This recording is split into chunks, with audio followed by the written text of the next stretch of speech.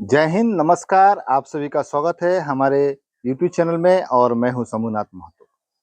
सुरक्षित शनिवार के अंतर्गत आज का विषय है नाव दुर्घटना के कारण और पानी में डूबने से बचाव के उपाय।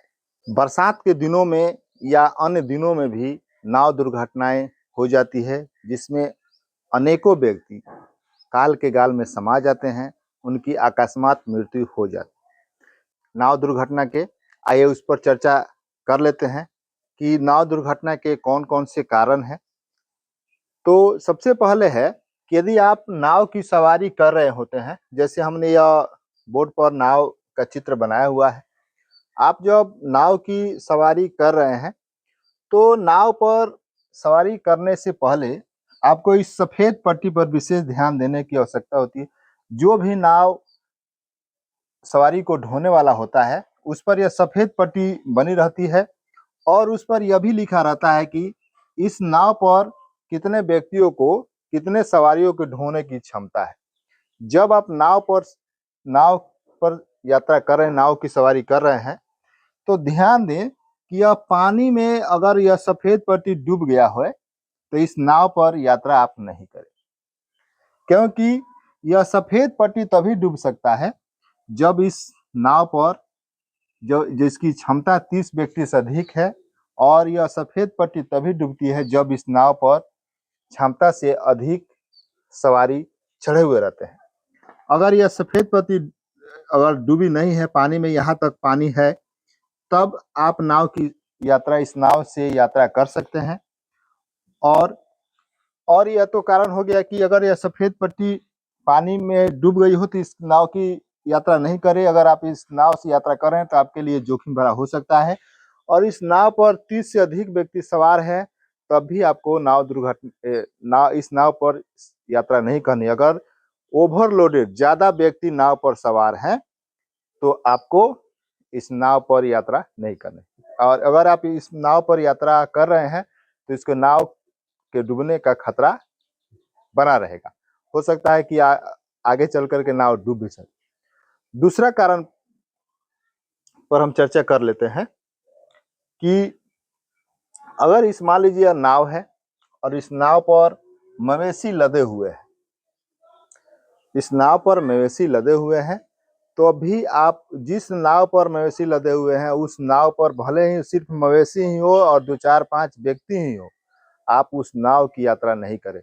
मवेशी लदे हुए नाव पर यात्रा करना नाव दुर्घटना के कारणों में से प्रमुख कारण है। यदि आप इस नाव पर मवेशी लदे हुए हैं तो उस नाव पर यात्रा नहीं करें, क्योंकि उस मवेशी लदे हुए नाव पर यात्रा करने से मवेशी के हिलने डुलने से नाव एक तरफ या दूसरी तरफ पलट सकता है। इसलिए मवेशी लदे हुए नाव पर यात्रा नहीं करें।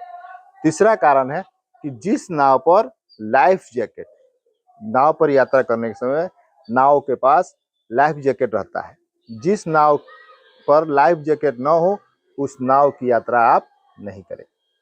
और भी कारण है, आइए उस पर एक एक कारण पर विस्तृत रूप से चर्चा कर लेते हैं। उससे पहले आपसे मेरे से एक छोटा सा आग्रह है कि यदि आप हमारे चैनल पर नए हैं तो हमारे चैनल को सब्सक्राइब कीजिए और बेल आइकन दबाना ना भूलें। तो चलिए नाव दुर्घटना के एक एक कारण पर विस्तृत रूप से चर्चा करते हैं। नाव दुर्घटना के अन्य कारणों में चौथा कारण है, जब तेज हवाएं, ऊंची लहरें उठ रही हो, उस समय आप नाव की यात्रा नहीं करें। मान लीजिए चलिए कभी कभी होता है कि तेज हवाएं चल रहने लगती है, जो नदी में जो है पानी की जो लहर है ऊपर उठ रही है, आप उस समय आप नाव की यात्रा नहीं करें। अगर आप नाव की यात्रा कर रहे हैं तो नाव के डूबने का खतरा रहता है। पांचवा कारण है तूफान आ रहा हो। मान लीजिए काफी तीव्र गति से हवाएं बहने लगती हो, तूफान आने का अंदेशा हो या सूचना मिल गई हो कि तूफान आने वाला है, तो उस समय भी आप नाव की यात्रा नहीं करें। अगर आप उस तूफान में भी नाव की यात्रा कर रहे हैं तो नाव के पलटने का खतरा बना रहता है, इसलिए आप उस समय नाव की यात्रा करने से बचें। अगला कारण है तेज बारिश हो रही हो। जब मान लीजिए काफी तेज बारिश हो रही हो, उस समय भी आप नाव की यात्रा नहीं करें। अगर आप नाव की यात्रा कर रहे हैं तो नाव के डूबने का खतरा बना रहता है।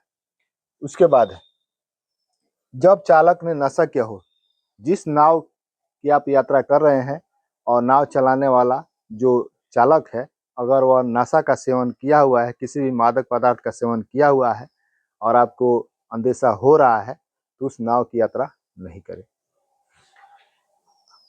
जब नाव टूटी फूटी हो, अगर टूटी फूटी नाव से आप यात्रा कदापि नहीं करें, क्योंकि उस नाव के डूबने का खतरा बना रहता है।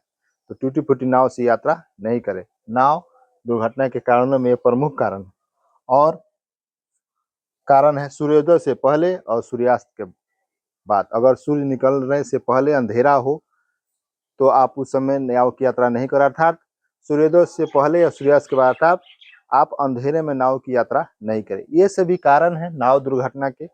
यदि आप इन सभी कारणों पर अमल करते हैं तो आप नाव दुर्घटना से बच सकते हैं। आइए विस्तृत रूप से चर्चा कर लेते हैं कि पानी में अगर कोई व्यक्ति डूब रहा हो तो किस प्रकार से उस व्यक्ति की बचाव की जाए। पानी में डूबने से बचाव के उपाय, आइए इस पर चर्चा कर लेते हैं कि अगर कोई व्यक्ति पानी में डूब रहा हो या जल के किनारे हो तो कई निर्देशों का पालन करना पड़ता है। आइए उस पर विस्तृत रूप से चर्चा कर लेते हैं कि पानी में डूबने से बचाव के कौन-कौन से उपाय हैं। वैसे हमने आपको बताया कि अगर आप नाव की सवारी कर रहे हैं तो बहुत सारे मानकों को आपको ध्यान में रखना होता है। तो उसी में अगर अगर कोई व्यक्ति पानी में डूब रहा होता है तो नाव पर तो रस्सी रखा हुआ रहता है, तो उस व्यक्ति को, डूब रहे व्यक्ति को रस्सी पकड़ने के लिए दे, या अगर लकड़ी है, बड़ी सी लकड़ी है या बाँस है, तो आप उसे पकड़ने के लिए दें। उसके बाद है कि व्यक्ति की तरफ लाइफ जैकेट पहने। मान लीजिए अगर कोई व्यक्ति लाइफ जैकेट नहीं पहना हुआ है और वो पानी में डूब रहा है, तो इसलिए आप नाव की सवारी कर रहे हैं तो नाव पर यदि लाइफ जैकेट है तो उस नाव की सवारी करें, क्योंकि लाइफ जैकेट अगर पानी में आप डूब रहे हैं तो आपको डूबने से बचाता है। तो अगर ऐसा व्यक्ति अगर कोई लाइफ जैकेट नहीं पहना हुआ हो और पानी में गिर गया हो, नाव की सवारी कर रहे हैं, पानी में गिर गया हो, तो उस व्यक्ति को बचाने के लिए उसकी तरफ लाइफ जैकेट फेंकें। मादक पदार्थ का सेवन कर जल में प्रवेश न करें। यदि आप मादक पदार्थ का सेवन किए हुए हैं और जल में प्रवेश कर चुके हैं स्नान करने के लिए, तो ऐसा आप कदापि न करें। ऐसा इसलिए क्योंकि जो समान व्यक्ति को सोचने की क्षमता होती है और जो मादक पदार्थ का सेवन किए उन दोनों दोनों व्यक्तियों को सोचने की क्षमता में काफ़ी अंतर होता है। तो मादक पदार्थ का सेवन किए हुए व्यक्ति के पानी में डूबने का खतरा बना रहता है। उसके बाद जल में लगे बाड़े के आगे जाने का प्रयास नहीं करें। आप किसी भी नदी के किनारे जाइएगा या कोई बड़ा-सा पोखरा है, तालाब है, उसके किनारे आप जाइएगा, तो बड़े-बड़े बाँस के या लकड़ी के मोटे-मोटे बाड़े लगाए रहते हैं। स्नान कर रहे व्यक्ति से कुछ दूरी पर, मतलब कि मान के 4-5 फीट की दूरी बनाई रहती है ब लोगों के स्नान करने के लिए। तो अगर बाड़े लगे हुए हैं, तो आप उसके आगे जाने का प्रयास ना करें। कहीं-कहीं पर तो नदियों किनारे में एक प्लास्टिक का जाली भी लगाया हुआ रहता है और उसमें सूचना टांगी हुई रहती है कि इस बाड़े की तरफ आगे जाने का प्रयास न करें, आप डूब सकते हैं। तो इसलिए आप भी इस बात को ध्यान में रखें। अगर किसी नदी के किनारे या नदी में आप स्नान कर रहे होते हैं, अगर बाँस या लकड़ी का बाड़े लगा हुआ है, उस नदी में गाड़ा हुआ है, तो आप उसके आगे जाने का प्रयास नहीं करें। उसके बाद है कि सुरक्षा दल के निर्देशों का पालन करें। सभी नदियों किनारे या जहाँ पर भी स्नान करने के लिए भीड़ लगी रहती है, बड़े-बड़े तालाब में, पोखरों में, तो वहाँ पर सुरक्षा दल रहते हैं, सुरक्षाकर्मी रहते हैं और वे लोगों को नदी में किस प्रकार से स्नान करना है, कैसे स्नान करना है, तो इस प्रकार के निर्देश देते रहते हैं। तो आप सभी उन सभी निर्देशों का भी पालन करें। जो सुरक्षाकर्मी सूचनाएँ दे रहे हैं, उन सूचनाओं को पालन करें और पानी में डूबने से बचें। बच्चे जल के नज़दीक हैं तो अभिभावक ध्यान दें। अगर बच्चे भी आपके साथ जा रहे हैं स्नान करने के लिए पानी में, जल में, तो अगर बच्चे जल के किनारे हैं या जल में स्नान कर रहे हैं तो आपको उनकी एक्टिविटी पर विशेष ध्यान देने की आवश्यकता है। अपनी देख-रेख में बच्चों को स्नान कराएँ, जल से बाहर निकालें। अगर ऐसा है तो बच्चे अगर जा रहे हैं तो इस पर आपको विशेष ध्यान देने की ज़रूरत है। उसके बाद पानी में किसी प्रकार का खेल नहीं खेलें। होता क्या है कि बच्चे कभी किसी पानी के किनारे जाते हैं तो कई प्रकार के खेल खेलने लगते हैं, उसमें छपकने लगते हैं या कई प्रकार के इस तरह से आपस में।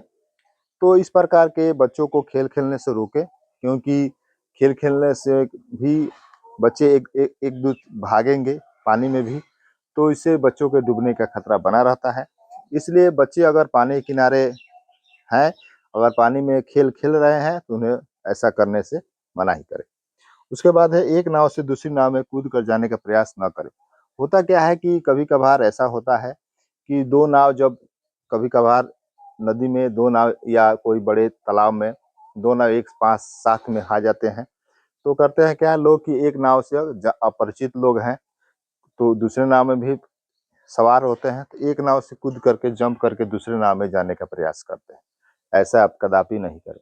हो सकता है नाव एक जगह पर है, पास में है, तो जब आप जंप कर रहे हो तो दूरी बढ़ जाए, या आपको जंप का करने के क्रम में आप नाव पर ही गिर जाएं, चोट लग जाए, इसलिए एक नाव से दूसरी नाव में जंप लगाने का प्रयास नहीं करें।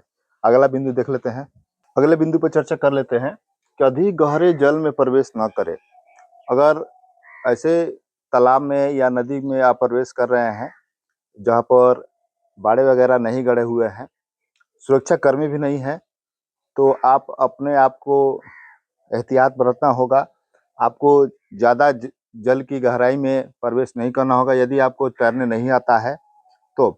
और एक महत्वपूर्ण बिंदु यह पर आपको जानकारी दे दें कि यदि आप कहीं पर ऐसे जगह पर स्नान करने के लिए जा रहे हैं, जैसे कोई बड़ा तालाब हो या कहीं नदी हो, नदी किनारे आप स्नान करने के लिए जा रहे हो, 2-4 लोग जा रहे हैं स्नान करने के लिए, तो अपने साथ 10 या 15 मीटर की रस्सी अवश्य रखें, या हो सके तो आप धोती या कोई साड़ी जरूर रखें। ऐसा इसलिए कि अगर मान कर चलिए हो ना हो, अगर कोई व्यक्ति पानी में डूबने लगे तो आप उस व्यक्ति को बचाने के लिए, डूब रहे व्यक्ति को बचाने के लिए आप उस 10 या 15 मीटर की रस्सी को फेंक करके उस व्यक्ति को बचा सकते हैं। यदि आप रस्सी नहीं ले जा रहे हैं तो अपने साथ कोई पुरानी धोती या कोई साड़ी अवश्य लेकर के जाएं, क्योंकि वो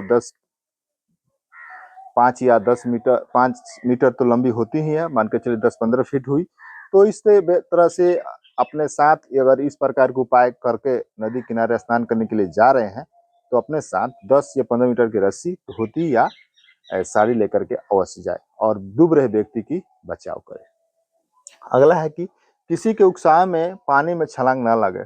बहुत से नदी में स्नान करने के लिए जाते हैं तो लोग उकसाते हैं, तो आप किसी के उत्साह में न आए और नदी में छलांग लगाने से बचें। यदि आवश्यक हो तो पानी में उतरे गहराई का ध्यान रखें। अगर विशेष जरूरी है, आप नदी में स्नान करने के लिए उतर रहे हैं, तो नदी में स्नान करने के लिए उतर रहे हैं तो पानी की गहराई की ध्यान रखना है कि आप कहाँ तक पहुंच रहे हैं, कितनी पानी हो रही है।